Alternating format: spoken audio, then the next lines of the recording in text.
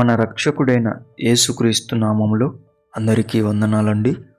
ఈరోజు దేవుని మాటలు యాకోబు రాసిన పత్రిక 1వ అధ్యాయం 20వ వచనం. ఎందుకనగా నరుని కోపము దేవుని నీతిని నెరవేర్చదు. ప్రియ దేవుని బిడ్డలారా, కొబ్బడుతున్నారా చేటికి మాటికి? అయితే నీవు జాగ్రత్తగా ఉండాలి. ఎందుకో తెలుసా? నీ కోపము దేవుని నీతిని ఎన్నటికి నెరవేర్చదు.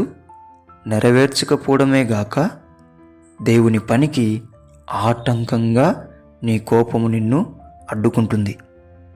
కాబట్టి దేవుని బిడ్డలారా, కోపానికి కాదు నువ్వు చోటివ్వాల్సింది.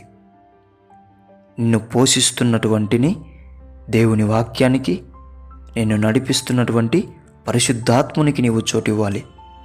కోపమున్న చోట పరిశుద్ధాత్ముడు పని చేయడు. కోపమున్న చోట వాక్యము పని చేయదు. దేవుని బిడ్డలారా, వాక్యానికి చోటు ఇవ్వండి, పరిశుద్ధాత్మునికి చోటు ఇవ్వండి. కోపాన్ని వదిలేయండి. దేవుని నీతిని నెరవేర్చడానికి పరిగెత్తండి తప్ప దేవుని నీతికి ఆటంకంగా ఎప్పుడు కూడా మనం ఉండకూడదు. దేవుని బిడ్డలారా, దేవుని మాట విని కోపాన్ని తీసేసుకుంటారని, పరిశుద్ధాత్మునికి వాక్యానికి చోటిస్తారని నమ్ముతూ దేవుడు మిమ్మల్ని నిండారుగా దీవించమని ప్రార్థిస్తున్నాం. యేసయ్యానికి వందనాలు, స్తోత్రాలు.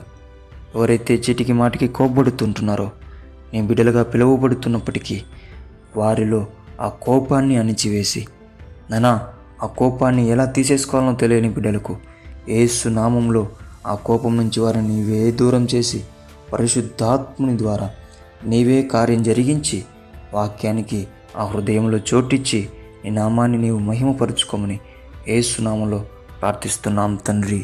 ఆమేన్.